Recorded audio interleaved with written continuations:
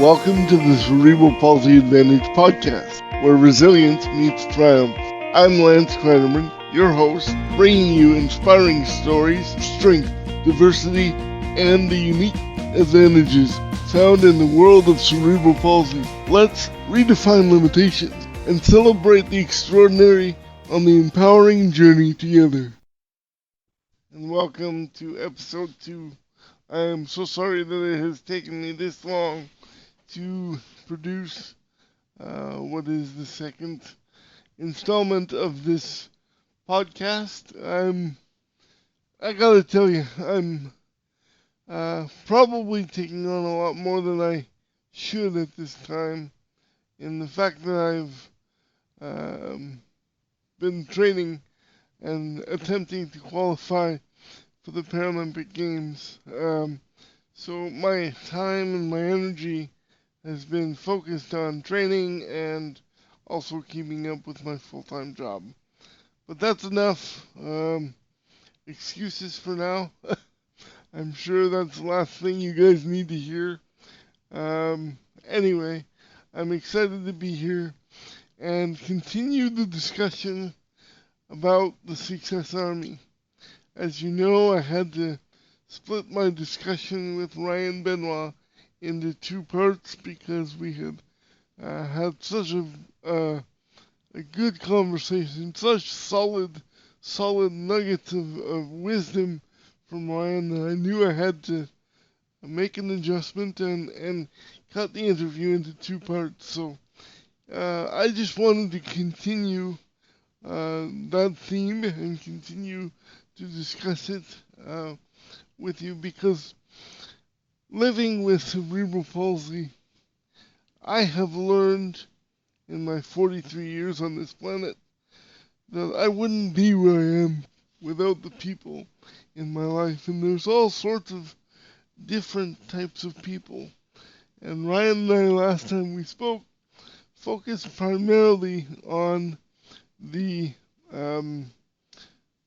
cheerleader person of the Success Army.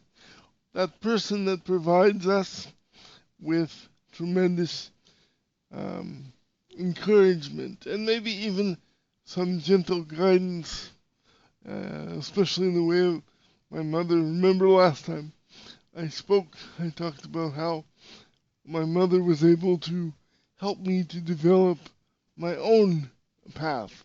And when I told her I wanted to be a doctor, instead of crushing my dream, she gently guided me through a series of questions that allowed me to come to a new conclusion.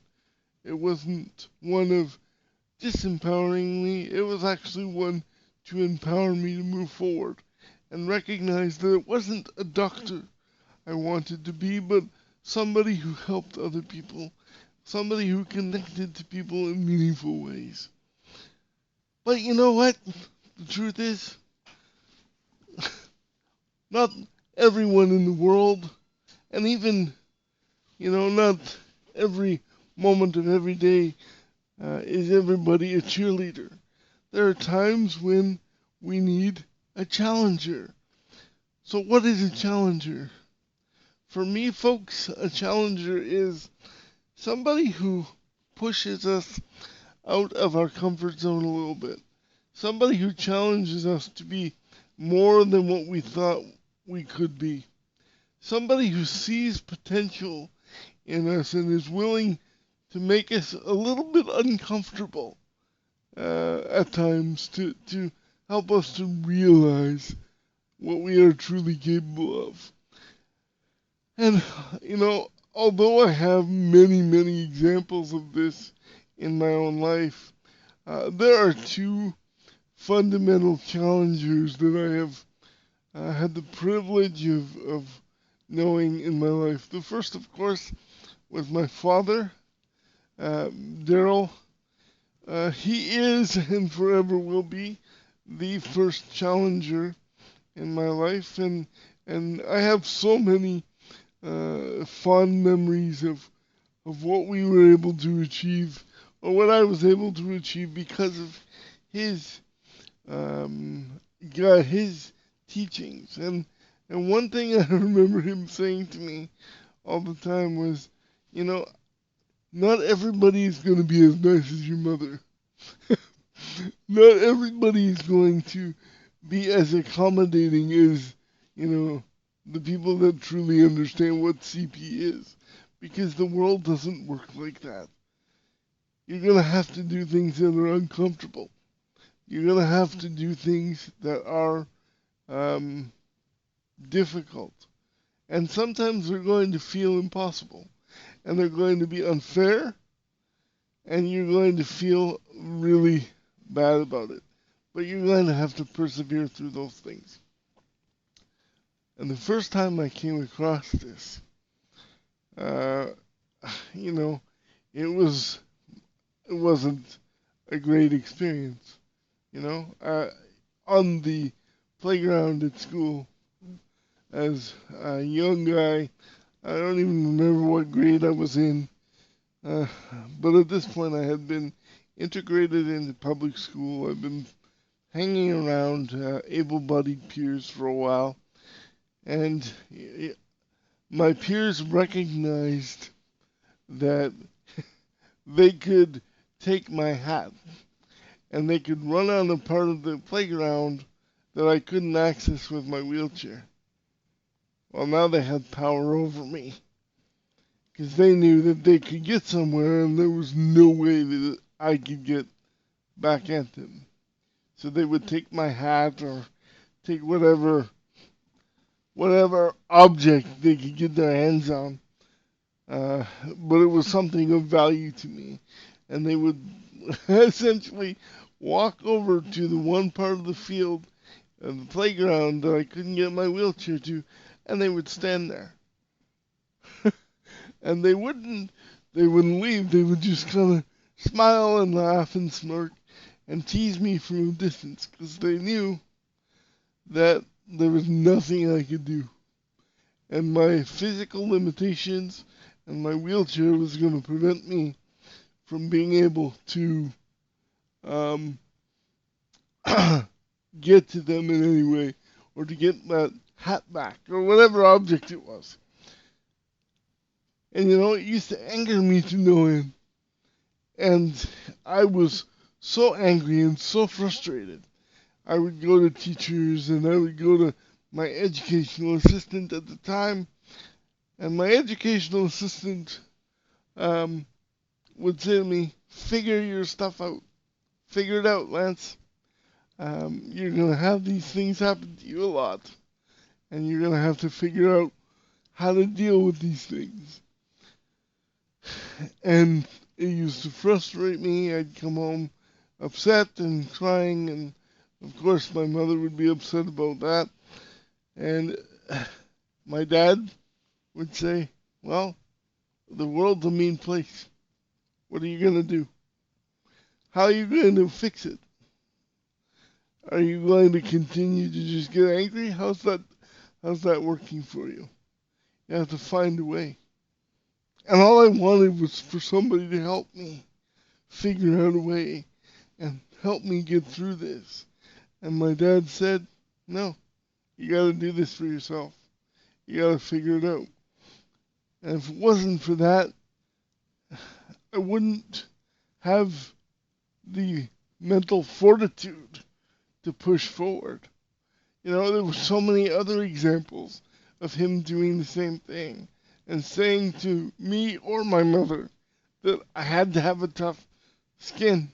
I had to be able to cope with very difficult and even impossible situations at times because the world is an unfair place. And it just wasn't going to be a cakewalk for me every time. And so here we are. I get into high school. And I'm, as a teenager in the 10th grade, we'll say, the last thing I ever wanted to be would be the center of attention. I wanted to hide. I was your stereotypical loner. I didn't want people to pay attention to me. I knew I looked different from my peers. So here I am, and I'm trying my damnedest to hide. And what happens? I run into my 10th grade English teacher. We'll call him Mr. G. And I want to spend some time really highlighting my relationship with Mr. G. Because Mr. G was probably, aside from my dad, probably the challenger in my life that has had the most lasting impact on who I am today. And the whole reason I'm able to do these podcasts and do presentations and speak in front of people and do all the things that I do is because of Mr. G. So I really want to spend some time talking about him. Mr. G was a grade 10 English teacher who, well, let's just be honest. He was a hard ass. And one of his favorite things to do was to make the 10th grade English students do oral presentations. And he wanted to make us be the best oral presenters we could possibly be. I mean, this man would make you present almost every single day in class. He was absolutely hell-bent on breaking down any fear or any kind of hesitation that you might have. He really wanted to give you, get you so used to speaking in front of your peers that, it would be second nature. But he didn't realize that he would come across this very stubborn 14-year-old, 15-year-old Lance who was on a mission to be the most invisible 15-year-old you could be. I wanted to just be in the back of the room, do my work, and write my exams, and do what I needed to do to graduate. I didn't want to have to be the center of attention, and I knew that I looked different from everybody. I knew that I sounded different when I spoke in the room with people, and I knew that all these different things were happening. And I didn't want my able-bodied peers, I didn't want them to be given the opportunity to focus on those differences. And I think that, so what happened, every time it came to my turn to do things, I would make an excuse. And I'm not proud of this, but in those days I would make some excuse related to my disability that, I had 2 severe back spasms, which wasn't necessarily a lie because I had such severe anxiety at that point in my life when it came to oral presentations that I would get severe back spasms.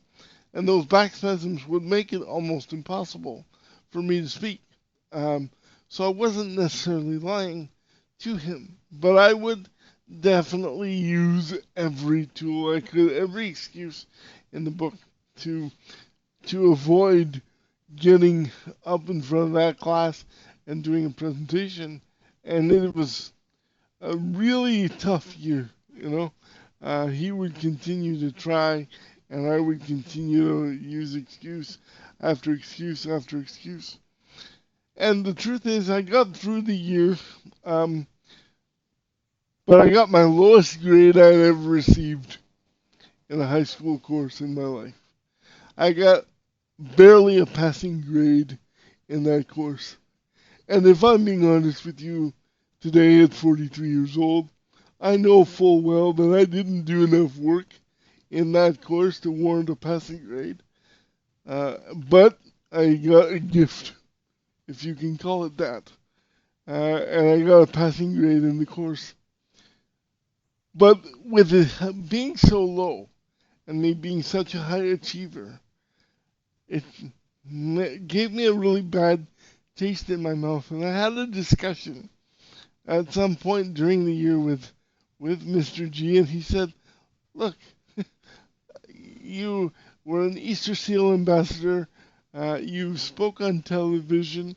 Don't tell me you can't do these presentations." Like, he knew that there was an ability in me, and he wasn't going to take no for an answer. And if I wasn't willing to put myself out there, he wasn't going to just let me be. He was going to push me.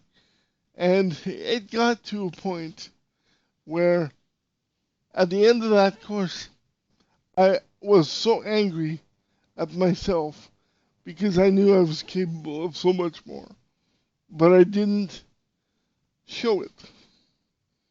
So he motivated me by basically saying, "You are capable of this, and I want to see better from you."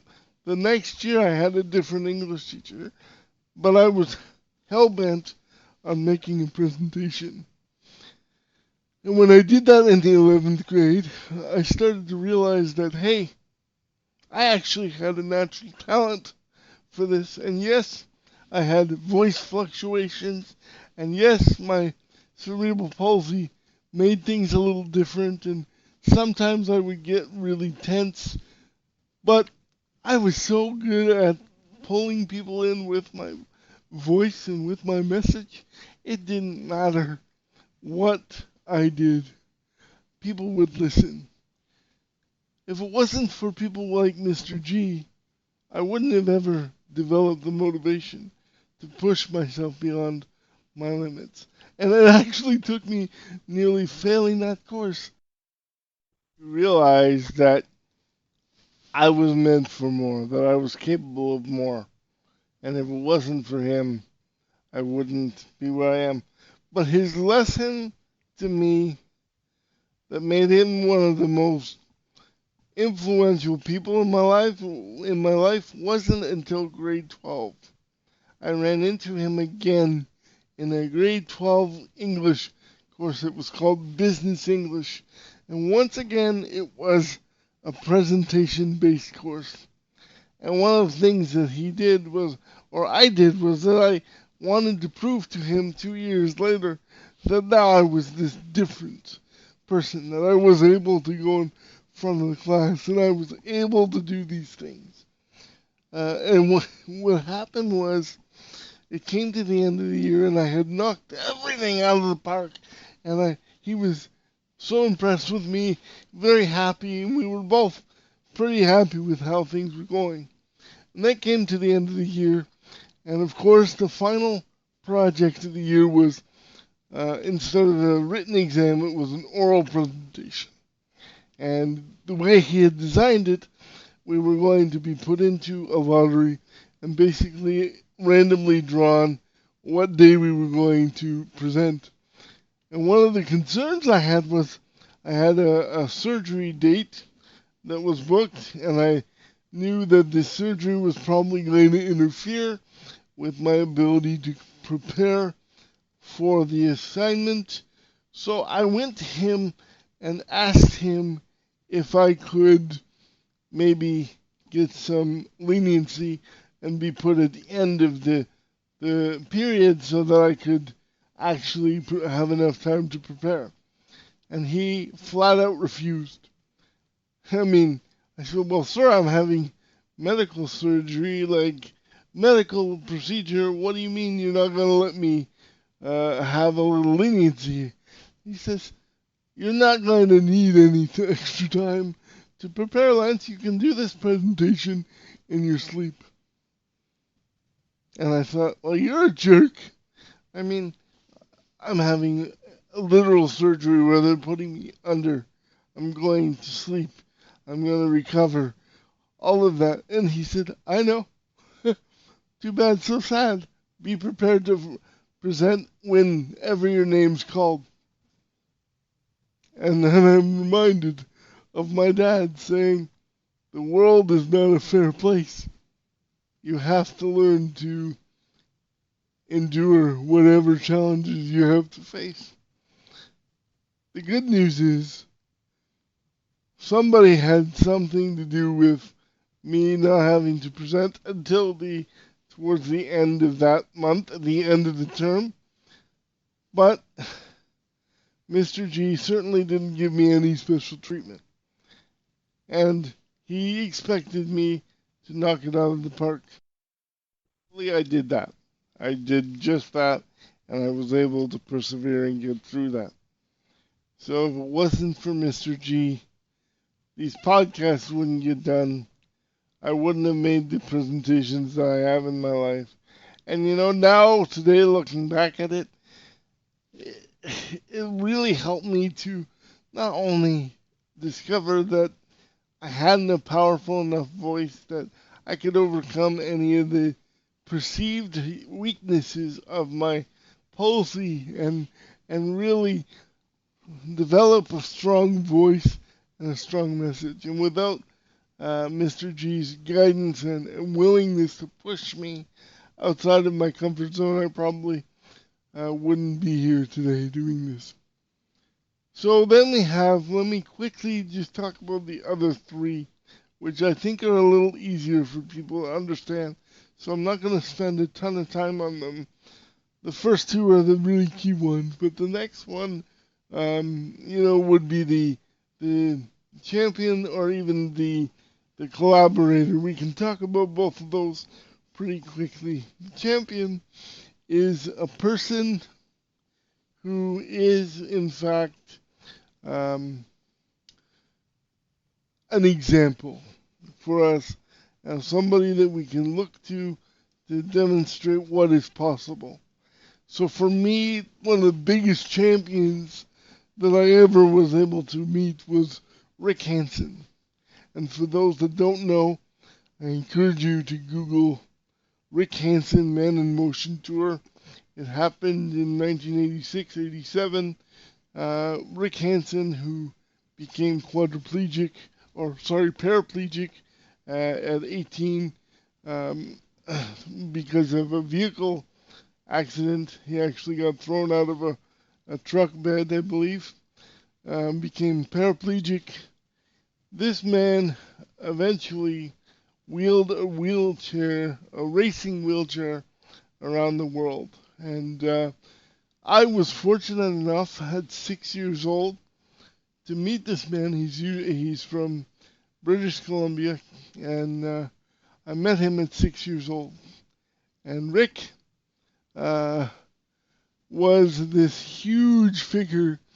He had massive biceps because he had wheeled this chair in all sorts of different places, all sorts of different terrain. And I remember being the 6-year-old kid looking up to this monster of a man who was sitting in a wheelchair. And in that moment, I felt like people in wheelchairs could do anything if they put their mind to it. And I remember that man putting my little 6-year-old hand into his two hands and him uttering the words to me, you did a great job. And what I did was I just said maybe 5 words to him because I presented a check from my class to go towards his charity and his efforts that he was doing through this Man in Motion tour. And all he said to me was, "You did a great job." And in that moment, when he looked me dead in the eyes, I wanted to be like Rick Hansen.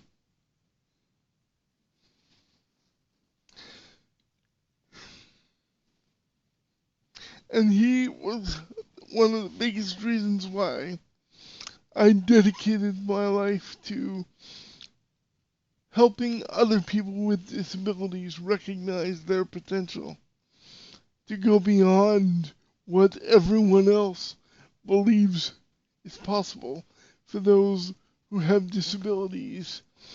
And if it wasn't for Rick, who knows where I would be. But he lit a fire in my belly that day because I saw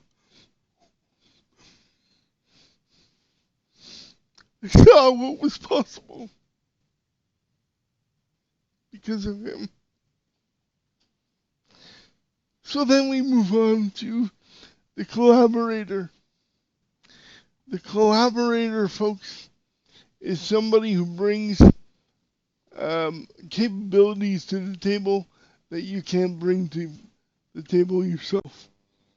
Very simply, for me, the easiest collaborator to think of is the personal support worker who gets me up and out of bed and showered, dressed and fed and all of those things. Without that person, none of my success is possible. If they don't show up to work that day, or if there's not an able-bodied person who can collaborate with me to make my life function, I couldn't be here doing this. So that's the collaborator and the champion. And finally, we have the cynic. And I've touched on it briefly, I think, in the previous section, but the cynic, ladies and gentlemen, the cynic is somebody who usually has a negative idea about what we're trying to do, or somebody who doubts our ability to achieve something. And I know that for a lot of people, it's really hard to understand how a cynic can be somebody who is valuable to us in our success army. But here's the deal. As a cynic, that person is usually the one who is trying to alert us to something that maybe we're not seeing. Maybe we don't see something. Maybe we don't understand something completely. And because of their experience or their knowledge, they're saying, hey, you need to pay attention to this. There's also the type of cynic who just lacks an understanding of your capabilities, and they just don't understand. And when they don't understand, they show doubt. So that type of cynic, maybe they're not telling us of dangers we don't see. Maybe they're simply providing us with the motivation to prove them wrong. So to me, there's two different types of cynic. The cynic that just empowers us by fueling our motivation to succeed, and the cynic who might be trying to alert us to some other information that we may not be aware of. And in my life, this couldn't have been more clear when my first wife and I decided to have a child. Just quickly, my first wife and I both have cerebral palsy. So a lot of people were very concerned that we were thinking of bringing a child into this world because they recognized that we have very significant limitations. Both of our cerebral palsies are very severe, and they were concerned that we were not thinking of some of the challenges that we would undoubtedly face. So they would alert us to things like, well, how are you going to deal with a toddler running into the street, or how are you going to deal with, a toddler who is too close to a stove. The two of you don't have the reaction time to keep that child safe. And we had to do a lot of research, and we had to do a lot of soul searching ourselves, and really come up with some really significant plans on how we were going to deal with that. And luckily for us, we were part of a program called Direct Funding in the province of Ontario. And that program was one of the first ones to recognize something called nurturing assistance. And they recognized that there were parents with disabilities who couldn't necessarily perform the normal tasks of a parent, the physical tasks of parenting, without support. So we were actually able to obtain funding and care hours to help us care for our infant and our toddler and all of those things. but we definitely had to do a lot of research and make sure that we had all of the supports in place to make sure that our child would be safe and that we were able to care for them effectively. And there were a lot of cynics that said, well, if you have somebody doing all this for you, are you really the parent? And one of the things that I said was, parenting is not about changing a diaper.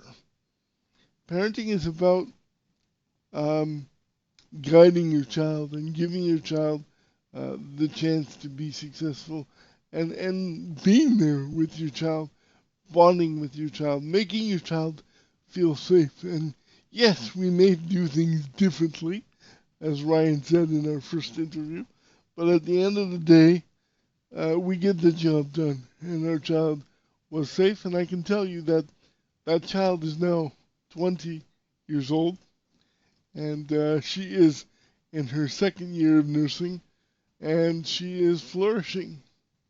So, but those cynics played a role in my success because they made me make sure that I was covering all my bases. Before making a decision or before moving towards a goal, I really had to be careful and calculated. So I'm thankful to them for that. I hope that the explanation of the Success Army and the different components make sense. And I want to jump into my final interview with Ryan and give you a chance to hear what he had to say about the Challenger Champion, um, Collaborator, and Cynic. And if we have time, I'll jump on and do some closing remarks as well. So, what about the Challenger, my friend? Do you have one really strong example of a Challenger in your life? Yeah, that one's an easy one. I think it's kind of the same people. Definitely more so my dad than anyone. I think he's a really big hard ass, and he doesn't take any shit, and he doesn't. If I do something wrong, I know it, and I'm 30 years old now, and if I do something wrong, I like he lets me know, and he's not quiet about it. He doesn't care who listens. He doesn't care who's there. And I think he's the one who always kept me accountable and made sure I knew what was right from wrong. And if I did mistakes, he would chew me out, um, and and and I would feel bad about it. But you kind of learn from it, right? And then you learn from it. It's only a mistake if you do it more than once. If and the first time is just a learning experience sometimes. And I think when I would do something wrong, or I'm not working as hard as I should, or I let something slide, like he lets me know, um, uh, just like silly things. If he comes to the store and he claims it's a mess or something, he reads me out, and then like, okay, I gotta figure it out, or like just like little things like that. But I think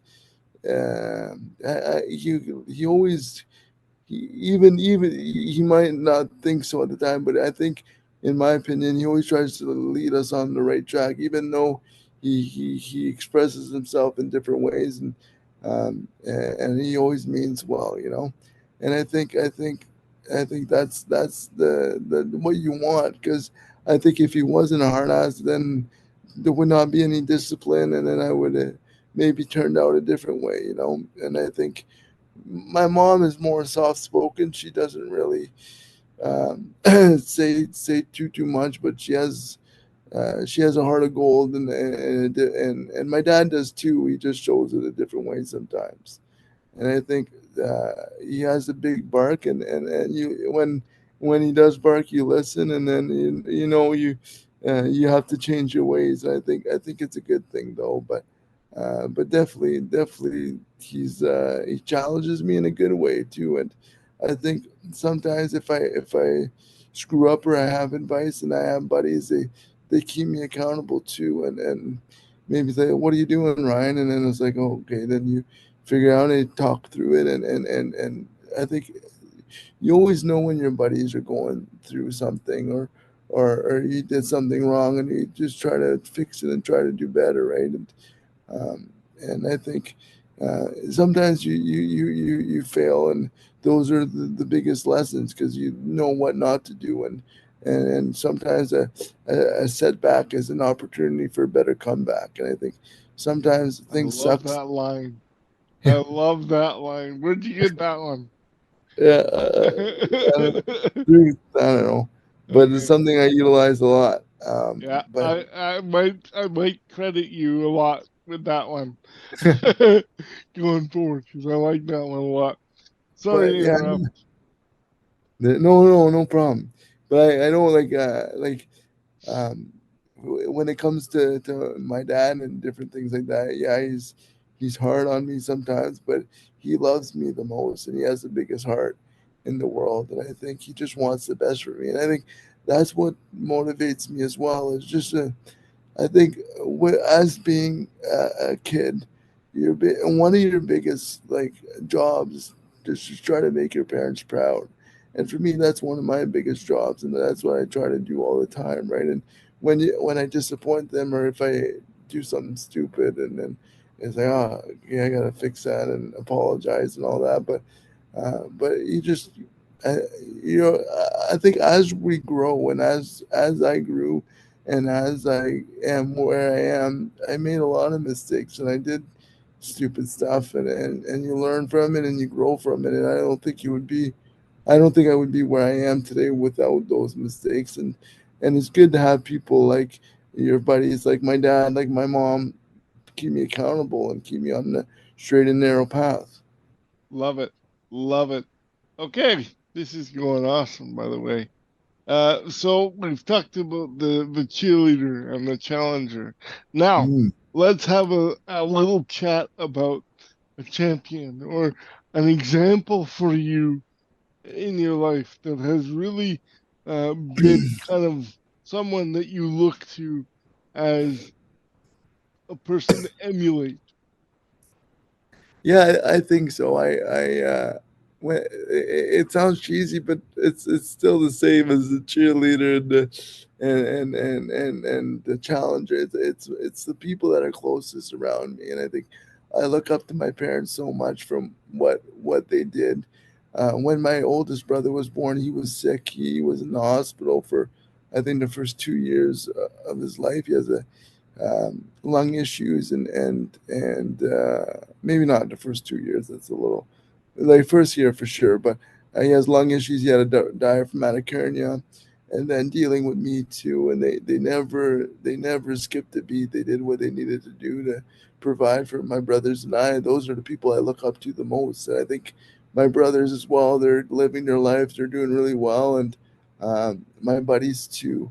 They're like I kind of mentioned before. They what they're doing with their lives, all the successfully professionally with their jobs and different things like that. Like some are police officers, and some are lawyers, and some are professionals in the finance game and doing their own businesses, and just um, reaching for their goals and their dreams, and building their amazing families. I think that's people that I look up to a tremendous amount. They're all my heroes and in their own way. And I think when I was a kid, I was huge in sports and looking up to people like Crosby or Nick Foligno. I'm buddies with Nick Foligno, and seeing what he's been doing. Like he just signed another extension, like Yeah, millions of dollars, and then to see people like that, like I like achieve what they've been able to achieve.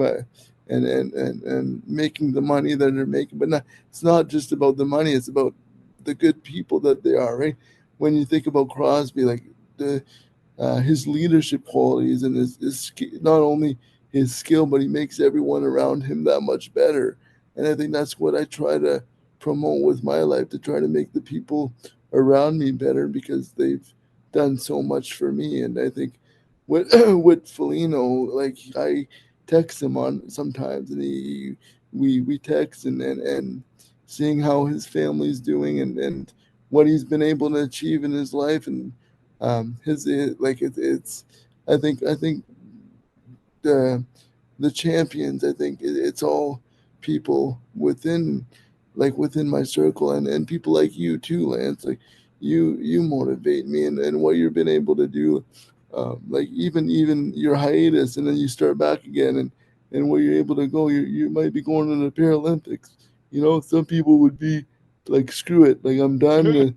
It's been over, but you said no. You kept going, Yeah, and you're trying to achieve your goals and your dreams, and you're not taking no for an answer. And no matter how hard it is, you'll always find a way. And I think if you really want something bad enough, you're an example of that. That no matter what your limitations are, no matter what people say, no matter how hard it can be, there's always a way to do something, right? And I think having people like that you can look up to on a day-to-day basis, to have people in your life, I don't think you can lose when it comes to that. I think it's important to have a good environment around you and to help you grow. And even if you fall sometimes people are there to pick you up, right? And I think it's super, super important. absolutely. Love it, buddy, and thank you. I really appreciate you including me in that list. You know, I don't know if I deserve, but I'm definitely pushing to get to the Paralympics after 24 years away. Yeah, it's amazing. So we'll see. So thank you for that. Now let's move into the collaborator or somebody that brings something to the table for you that maybe you don't have.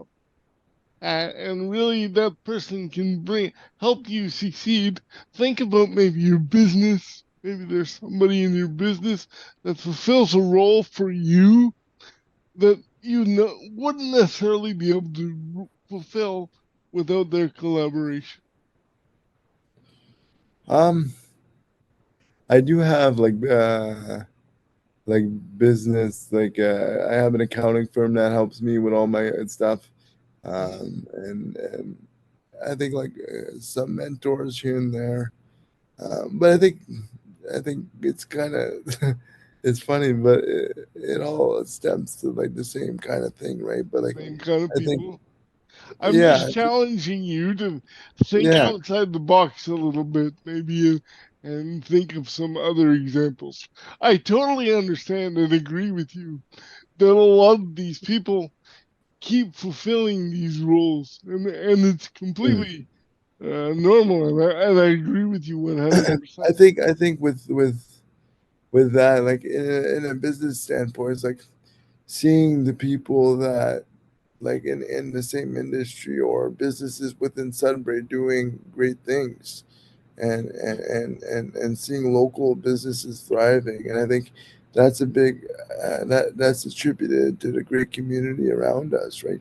The great community of Sudbury in Northern Ontario, Canada.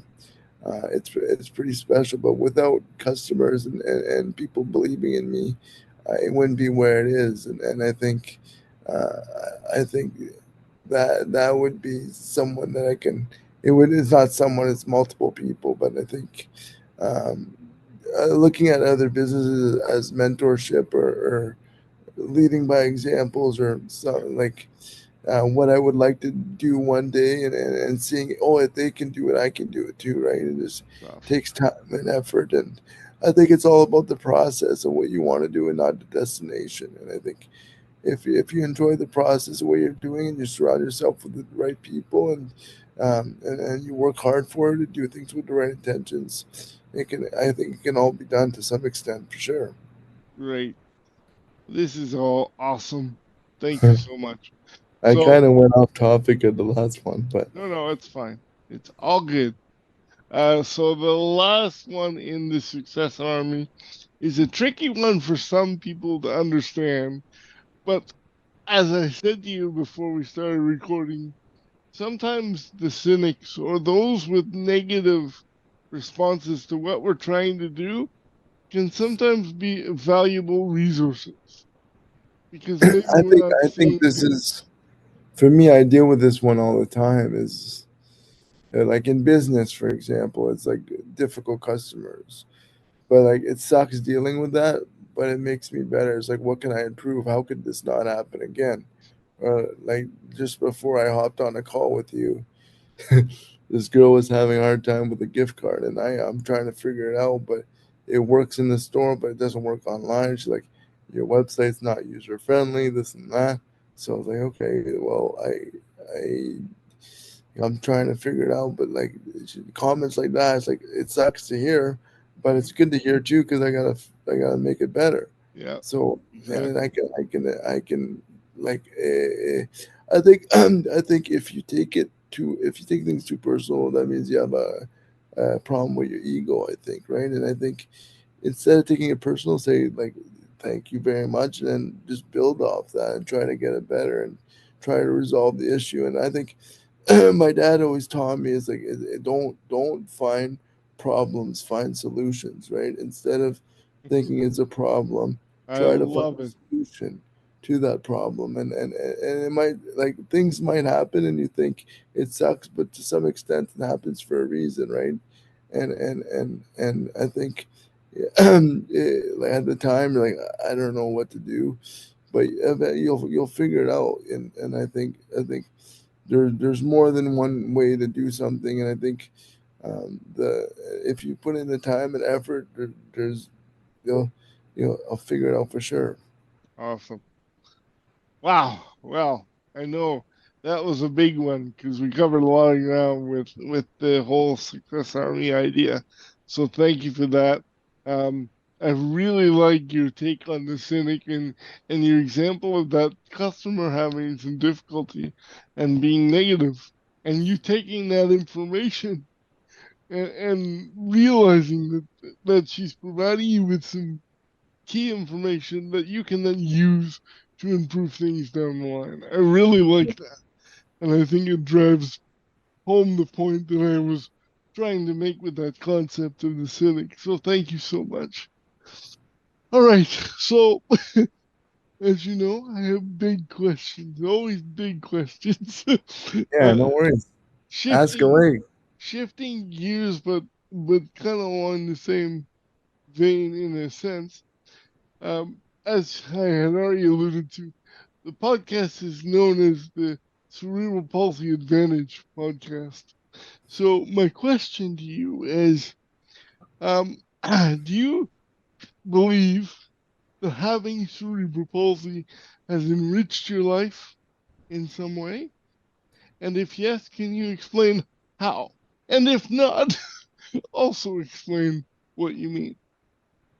Um, I think yeah, I think I believe so because I wouldn't be who I am today without cerebral palsy, and I don't even know what I would be doing if I would probably be a totally different person. And I think it's made me who I am today. And I think like you see cerebral palsy as a disability, but if you flip it and say it's an ability because you wouldn't be who you are today. And I think the challenges you face on a day to day basis, like it makes you tough, it makes you who you are. And I think like examples of that when I was younger, like figuring out how to do everything, and my parents would like they would make me do it, and it would be frustrating. It would take me like a couple hours to put a shoe on when I was learning how to put a shoe or different things like that. And it was frustrating. And some when I was younger, some days it was like,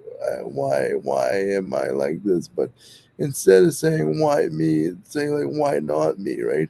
It's given to you because you can handle it.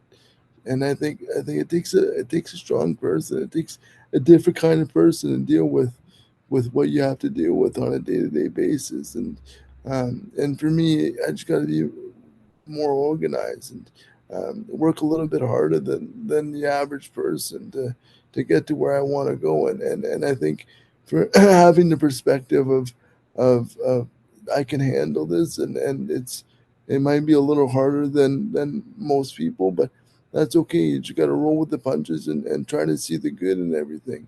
And for me, like sometimes you fall down, but you get back up. And I think as long as you don't give up and you don't get discouraged, I think that's the main key. Sometimes it's difficult, but I think if you always have a positive attitude, and that's what I try to do, have a positive attitude, preach what I live what I preach, kind of thing. And I think it really, really helps having that. Because if you had a negative attitude and you said life is shit, why is this happening to me? Hmm.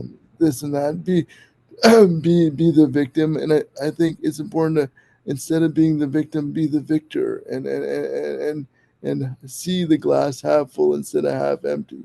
For me, I can be like, there's a lot worse people. There's a lot of people worse in that are worse than me, and I think I'm very, very grateful, very fortunate to be how I am. I'm able to go to the gym every single morning, and get better and stronger, and more mobile and more flexible. I'm able to do everything by myself. I'm pretty independent. It takes me a little longer than most people, but so be it. And it's all part of, everyone's dealt with a different hand of cards in life. And I think you got to play your best hand. You got to do the best you possibly can with what you have. And I think if you think about it as a disadvantage, or you think about it as not a good thing, then like the way you think is the way you're gonna act. And if you think negative all the time, if you think a pity party all the time, that's what you're gonna get. And if you think good things, if you think positive, if you think that you can do it, if you have a good work ethic, if you do things with the right intentions and you're a good person and people see that, then I think you can do anything you want to do, as long as you believe in yourself and try to make your dreams a reality, and your reality greater than you can ever imagine. And I think that's the whole point. This is absolute gold. Gold. Gold, my friend. This is beautiful. And this is why you have been chosen as my first guest on this reboot, because I knew that you would hit it out of the park. So thank Uh, you so much. Thank you. I no mean, problem. like what else do I need to say? It's it's beautiful. Perfect. Um, all right. So, moving on. And again, this is all going to be edited beautifully. But let's move on. If you could give your younger self, say the high school graduate going into university, okay? If you could give yourself one piece of advice, one nugget, what would it Yeah, be? I think the one nugget, it may be multiple ones, but I think the one would be, kind of, don't take things, like, it could be a good thing, it could be a bad thing. Don't take things too serious. And when I first started school, my first 2 years, I was a mess. All I did was study and try to get everything right. And I would get to the exams and I would panic and I would struggle.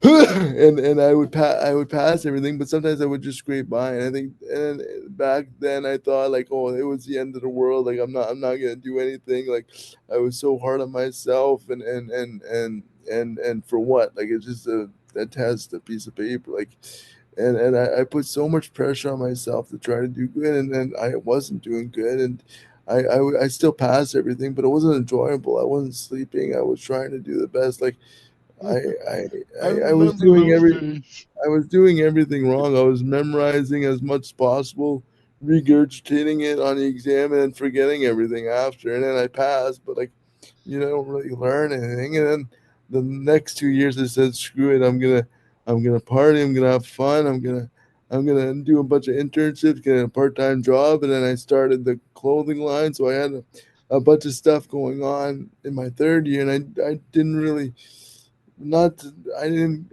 not to say I didn't concentrate too much on school, but it was, I had different priorities, and I did better in school because I was focusing on other things, and school came easier because I wasn't so much of a stress case. And I think as a young student, we think it's the end all be all, but being a student was the easiest thing so far. And I think we think it's so hard, but looking back, I was like, I wish I could do it all over again. I would do things differently, study differently, approach things differently. But I think it all shapes you to who you are today. Like going to Laurentian, going to Cambrian after it gave me a work ethic that I'll have for the rest of my life, and it's kind of ingrained with me. And I think that's something that's very very good tool to have. And but but but yeah, I think I took it too seriously, and I think failing an exam, failing a midterm, it's not the end of the world. And I at the time I maybe thought it was, and what is it? Probably oh, I don't know, like 8 years later, like it's not a big deal, you know. Yeah. Oh, I love it, my friend. Sometimes we put so much pressure on ourselves. I know, like when I came back to international bocce and I started competing again at that level, I put a lot of pressure on myself to make these shots and do the shots that I needed to do. And And, it's and the thing with that is like we become our own worst enemy, totally, you know. totally. And I And think go ahead. when in your example, when you play loose, when you play like you're having fun, Yeah, because I think if you take it too seriously, sometimes like it's not fun anymore. Like I exactly. took sports administration. I love sports. That's what I wanted to do. And then after the program, it's like I barely watch sports anymore. And and it might attest to like a couple of other things, but it's like you do so much of one thing that it's not fun anymore, and you find other things. But I think if you keep yourself loose and you remember your why you started this in the first place, why you started bocce, and have that feeling of fun, have that feeling of like love for the game. And I think that's what it's all about. And we forget about that because we put so much pressure on trying to do good. Yeah. Know your why. Remember your why. What a Mhm. gold piece of that is just beautiful. Love it, love it, love it. Um, all right. So what's next for Ryan Benoit? um, yeah, what's next? Good question. Every interview I do, every speech I do, everyone asks the same thing, and I'm not I'm not really well. I have some ideas, uh, but yeah, just working, keep working what I'm doing, and trying to grow the brand that much more, and utilizing online for a bigger platform, and trying to grow that way, which is going really well so far. And personal life, I don't know, just trying to be the best me I can be, and yeah, I, Are you taking more time for yourself these days, my friend? Because I know how uh, much you work in that store. yeah. Nick and I talk about it a lot. Oh Like, yeah, yeah. No, I still work quite a bit. yeah, yeah. But you're taking a little bit more time, I see. I think some weekends and stuff like that. So that's good to see. To see you like have a little bit of a break too, because like we just said, if we focus too much on one thing, sometimes it doesn't. It's not fun anymore. Yeah, yeah, So exactly. to keep yourself loose and keep yourself going, it's good to give yourself a little bit of a breather. Hmm. Awesome. All right. So the last thing, for those that don't know where you are and how to reach you, I'll give you the chance to kind of give your social media info or any of your website info for any newbies that might not know who you are. Can you just give your info so people can find you? Yeah, a 1 minute plug, I guess. But yeah, for the website, it's just thepositiveception.com. And then for socials, I mostly use Instagram and Facebook and TikTok, and it's all the positive inception all across the board. There you go. So Ryan is on all your major socials. He's pretty active, and he's got a lot of nuggets of wisdom that he shares on these platforms. And if you enjoyed what you heard today, I encourage you to go and give them a follow at those places because you'll continue to hear those nuggets and new ones are coming all the time. So, follow Ryan. He's a rock star in my opinion. Oh, thank you. Likewise. um, so the last thing I'll say is, I think that you know you are the one of the examples of someone who has taken their situation and made a decision to live your life to the fullest.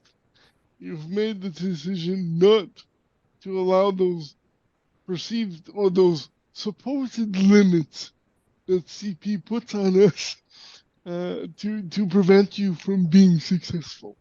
And I really want to commend you for that and having the courage, I think, to forge ahead and having the courage to also share your experience and your knowledge. Those motivation clips and all those things that you do. I don't think you realize how impactful those things can be. You and I are kindred spirits, and we have a lot of things in common. And I really want to commend you for all of your work. Oh, And thank you so much. one last thing about the brand that we didn't touch on.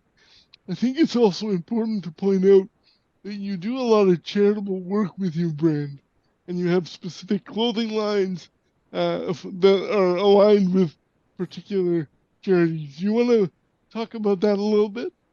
Yeah, yeah, it's something that I'm really happy about, really proud to do. Uh, we probably have about 10 different charities that we work with. So we come up with an item or a couple items, and then the proceeds go to them. So we have a big partnership with the Alzheimer's Society. We have one with ALS Canada. My grandmother passed away from ALS, so that one's one of my favorites. We had Easter Seals. I was ambassador for them for 3 years, locally and provincially. So we do a lot of work with them. We do like a lot of sports teams too, local sports organizations that the proceeds go to them, and Northern Cancer Foundation and Neo Kids and the Ronald McDonald House is one of them. And I feel like I'm missing a few, but uh, No, that's oh awesome. yeah, the women's shelter. I'm looking in the store to see which ones. There you go. Yeah, the women's shelter is one of them. I feel like I'm missing a few, but No, I appreciate it, and I think that you and I could probably talk and do this for quite some time, but I know your time is valuable. I really no, appreciate your time, and I really appreciate you sharing all of this with us. And we'll have to do it again at some yeah, point anytime. down Let the me line. know. That interview went a little longer than the first one, but um, I think that there's so many nuggets there I just couldn't cut very much out of our discussion, and I'm really thankful to Ryan for taking the time to share all of that with me. It was such gratifying experience for me to hear him speak and share his knowledge, because I watched him grow and develop into the professional that he is today. And as I said previously, I couldn't be more proud. Now, there's a couple things that Ryan touched on in that second part of our interview that I just wanted to highlight quickly. So, if you indulge me, I'm just going to highlight three of them. One thing that he said was that a setback is an opportunity for a bigger comeback.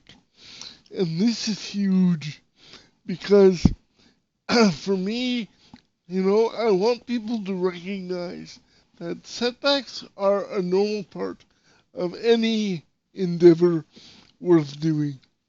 And we don't have to necessarily subscribe to the notion that if we haven't succeeded, that our endeavor is in vain, or we've done this for nothing. The setback or the failure is simply a point in time and an opportunity to learn or an opportunity to make a comeback. So I really wanted to highlight that because I'm living proof of it, first of all, with the comeback to Bacha after 17 years away, attempting to go to my second Paralympics 24 years after my first one. So a comeback is always possible. The next thing that I wanted to touch on that Ryan discussed with us was the idea that we need to focus on the process rather than the destination. Or put another way, I guess, we've all heard this idea that we need to focus on process rather than the end result. Basically saying the same thing. Because sometimes when we focus on that end result and it doesn't come to fruition, we somehow lose our motivation.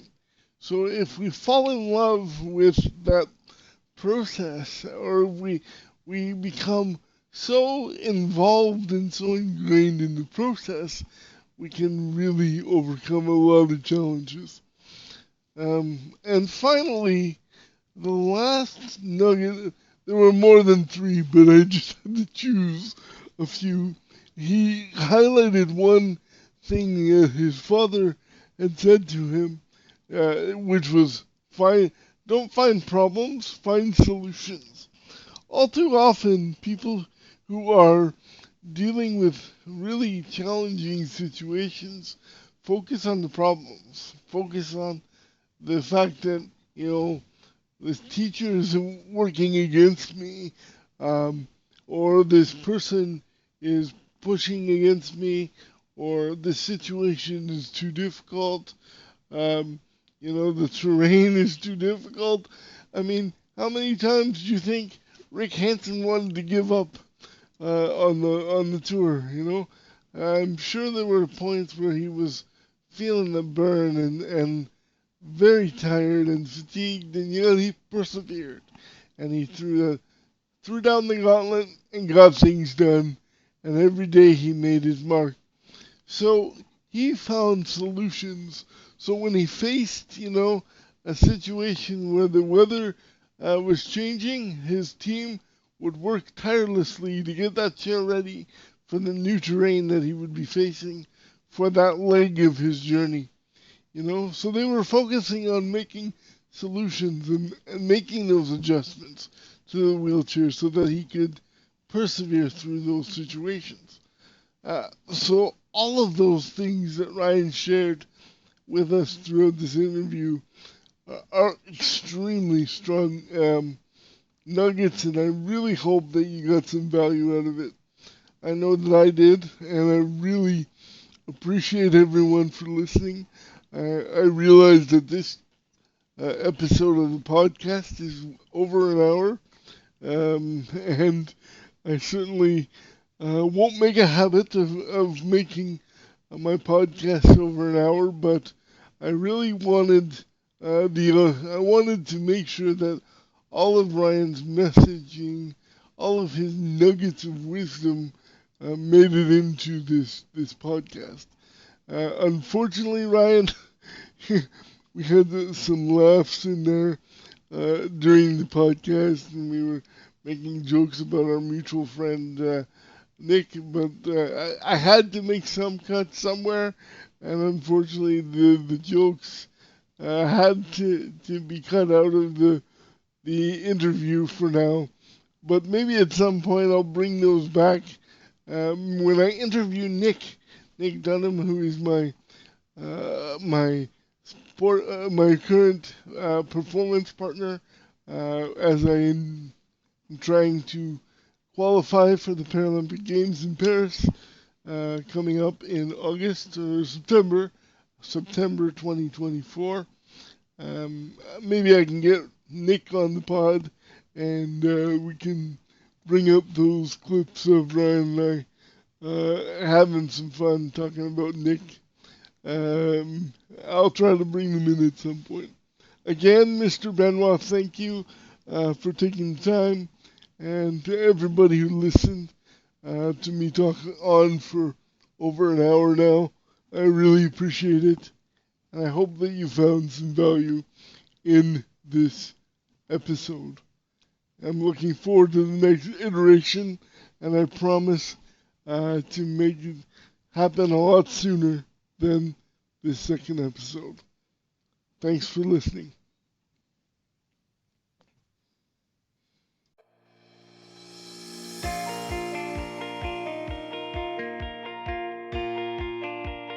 This has been a presentation of the Cerebral Palsy Advantage. I hope you've enjoyed the content, and we'll see you next time.